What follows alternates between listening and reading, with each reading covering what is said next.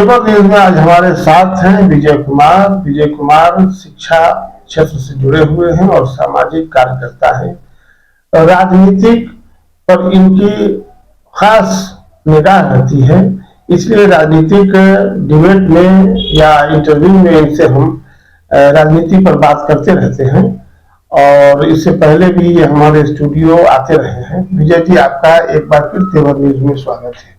जी, इस चैनल पे मुझे बार बार बुलाने के लिए मैं आपको धन्यवाद देता हूँ। विजय, ये बताइए कि मध्य प्रदेश में अभी चुनाव होना है नवंबर में, तो वहां कितनी सीटें हैं और शिवराज चौहान जो मुख्यमंत्री हैं वहां के, वो पिछले कई टर्म से वहां मुख्यमंत्री हैं, तो इस बार वहां क्या होने वाला है? देखिए, मध्य प्रदेश विधानसभा में 230 सीटें हैं, बहुमत के लिए 116 सीट चाहिए।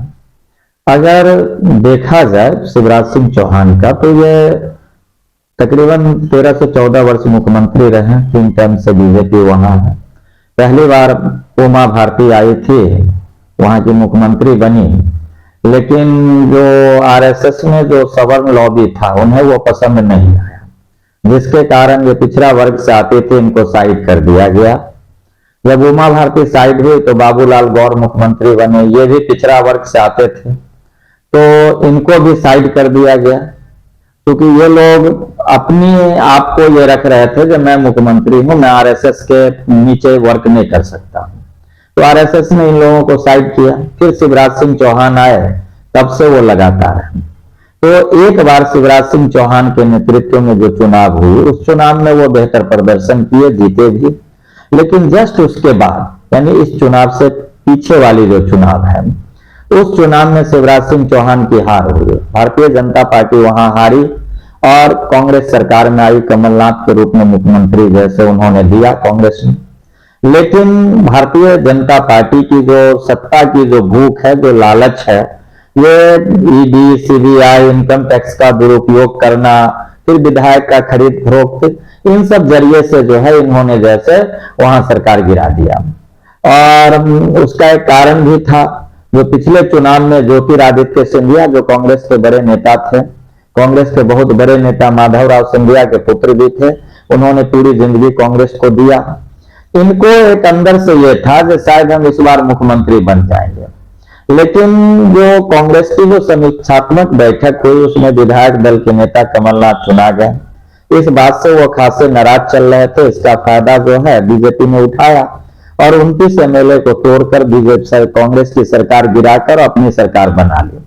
लेकिन ज्योतिरादित्य सिंधिया को तो वहां भी कुछ नहीं मिला, वो आज तक अपने आप को ठगा महसूस कर रहे हैं।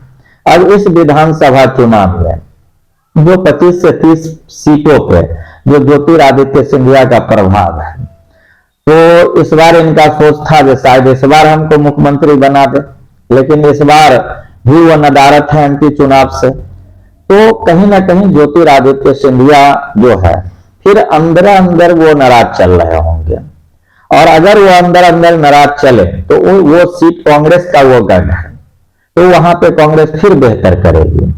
और रह गई बात जो सत्ता में कांग्रेस आने के बाद, तो उनको कुछ काम करने का मौका दिया नहीं गया। वो आए, किसानों का कर्ज माफ किए, लेकिन उसके बाद तो कोई काम उनको करने का मौका दिया नहीं गया।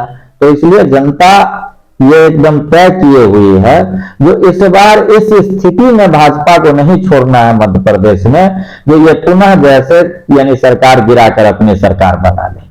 इसलिए इस बार मध्य प्रदेश की जनता एकदम माइंड मेकअप की हुई है, जो इनको विपक्ष में बैठने के लायक भी नहीं छोड़ना। इसलिए इस बार का जो चुनाव का रिजल्ट होगा एमपी का, वो बहुत ही बुरा रिजल्ट रहेगा भारतीय जनता पार्टी के लिए। और शायद दल के शीर्ष नेतृत्व को समझ भी आ रहा है, इसलिए प्रधानमंत्री मध्य प्रदेश से ज्यादा दौरा राजस्थान में कर रहे हैं। वो बाद में इस बात को कह के निकल लेंगे जो हम एमपी कम गए थे, लोकल मुद्दा पे चुनाव हुआ और हमारी पार्टी हार गई। लेकिन ये जो मध्य प्रदेश का जो चुनाव है, इसमें सिर्फ लोकल मुद्दा हावी नहीं है, राष्ट्रीय मुद्दा भी है। क्योंकि देश जो बेरोजगारी को झेल रही है, महंगाई को झेल रही है, प्रतिदिन प्रधानमंत्री का झूठ पे झूठ आ रहा है, ये तो हद कर दिए तब जब मध्य प्रदेश में जाकर वैसे रेलवे स्टेशन का नाम गिना दिए जो भारत में कहीं है ही नहीं। भारत को छोड़ दिया जाए, पूरी दुनिया में इस नाम का कोई रेलवे स्टेशन नहीं, ये जगह नहीं है, और वहां पे इन्होंने रेलवे स्टेशन बनवा दिया प्रधानमंत्री।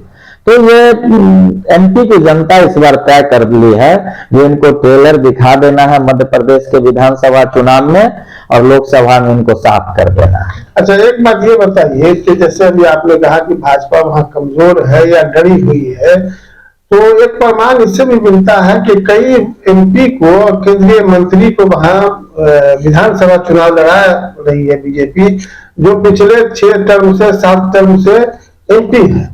तो इससे क्या जाहिर होता है? अब देखिए, कुछ दिन पहले कैलाश विजयवर्गीय का बयान आता था जो मैं बड़ा नेता हूं, मुझे विधानसभा लड़ने की जरूरत नहीं है, मैं चुनाव 9 भी लड़ूं तो मैं भारतीय जनता पार्टी का बड़ा नेता हूं। अब उनको टिकट दे दी गई है, अब वो उनका जो अब बयान आ रहा है जो मुझे जीतना चाहिए, मैं बड़ा नेता हूं, तो बार बार अपने आप को या जनता को बोल रहे हैं कि भाई हमको मत हराइए नहीं तो मेरी राजनीति खत्म हो जाएगी, क्योंकि मैं बड़ा नेता हूं। और बीजेपी ने इनको जैसे आगे बलि का बकरा बना दिया है, इनकी हार भी तय है। तो इस तरह से बड़े बड़े नेताओं को जिस तरह से ला रही है, आजकल उनके कुछ नेताओं का जैसे बोल इतना बिगड़ चुका है, जैसे नरोत्तम मिश्रा, ये कभी जैसे फिल्म पे विरोध करते हैं तो कभी हिंदू देवी देवता के बारे में अगर कोई कुछ बोल दे तो ये अपने आप को ओरिजिनल हिंदू करके आगे खड़े हो जाते हैं। ये कुछ दिन जो है पहले इन्होंने हेमा मालिनी के लिए बयान दे दिया जो हमने तो उनको जैसे चाहा वैसे नचाया। अब इस तरह का बयान एक महिला के प्रति देना, और ठीक है वो फिल्म इंडस्ट्री से आती है, सम्मानित हीरोइन है, उनको भारत में बहुत बड़ा स्थान मिला है, कई अवार्ड जीती है, अच्छी अभिनेत्री है, उनको आपने 3 बार सांसद बनाया आपका दल, और आपका बयान इस तरह से आता है जो मैंने जैसे जब चाहा नचाया। तो ये तो गलत चीज है, अपने ही नेता को नहीं सम्मान दे पा रहे हैं। महिलाओं के प्रति जो सम्मान देने की ये बात करते हैं, ये इनका एक सिर्फ दिखावा है। अगर देखा जाए तो ये जो महिला आरक्षण बिल लाए तो ये बोले कि ये 29 में लागू होगा, साहब 24 में क्यों नहीं लागू होगा? तो ये आरक्षण देने के पक्ष में नहीं है, महिलाओं को आगे बढ़ाना नहीं चाहते हैं, ये चाहते हैं कि इनको दिखाकर कुछ वोट ले लिया जाए। और ये महिलाओं को जो है प्रताड़ित तो इनके शीर्ष नेतृत्व कर रहे हैं, जैसे प्रधानमंत्री अपनी पत्नी को ही प्रताड़ित किए। इस तरह करके इनके तमाम नेताओं का आता है। अब कुछ दिन पहले इनके जिला अध्यक्ष का वीडियो वायरल हो रहा था, जो ये एक महिला से ये कह रहे थे कि भैया आपको नौकरी दिलवा देंगे, इसके एवज में आप नंगी तस्वीर भेजिए। तो इस तरह की घटनाएं इनके तमाम नेताओं का चलता रहता है। तो ये महिलाओं को भी सम्मान नहीं दे पाते हैं। तो ये देश में न बेरोजगारी दूर कर पाए, न ये देश से महंगाई दूर कर पाए, न ये महिलाओं को सम्मान दे पाए, सिर्फ और सिर्फ ठगने का काम किया। अगर देखा जाए तो जो प्रधानमंत्री जाके कहते हैं कि हम भारत को विकसित राष्ट्र बना देंगे, तो ये अगर इनको देखा जाए तो अभी तक 70 सालों में जो 14 प्रधानमंत्री ने मिलके जितना कर्ज लिया, उसका कम से कम 5 गुना कर्ज ये 9 साल में अकेले जो है ये हमारे जो विश्व गुरु हैं ये ले चुके हैं। तो इनका झूठ बार बार जो है गोदी मीडिया जो इनको भगवान घोषित किए हुए है, अभी तुरंत नजर आ रहा है। कहा जा रहा है कि विश्व नीति इनका जो है विश्व राजनीति में एक अच्छा पकड़ हो गया, ये विश्व गुरु बनने वाले हैं। अभी कुछ दिन पहले ही कतर में 8 भारतीय पूर्व सैनिकों को यह फांसी की सजा दी गई है। अब इनका जैसे कहा गया जैसे विश्व नीति, कहा ये जैसे अंतरराष्ट्रीय मुद्दा पे ये क्या कर रहे हैं, तो इनका विश्व गुरु बनना, ये सिर्फ गोदी चैनल इनको जो है बहुत बढ़ा चढ़ा के पेश कर रही है। बाद बाकी इनका कोई स्थान नहीं है। अंतरराष्ट्रीय मुद्दा पर भी ये फेल है, स्थानीय मुद्दा पर भी फेल है, राष्ट्रीय मुद्दा पर भी फेल है। इसलिए इस बार इनका मध्य प्रदेश में कुछ होना नहीं है।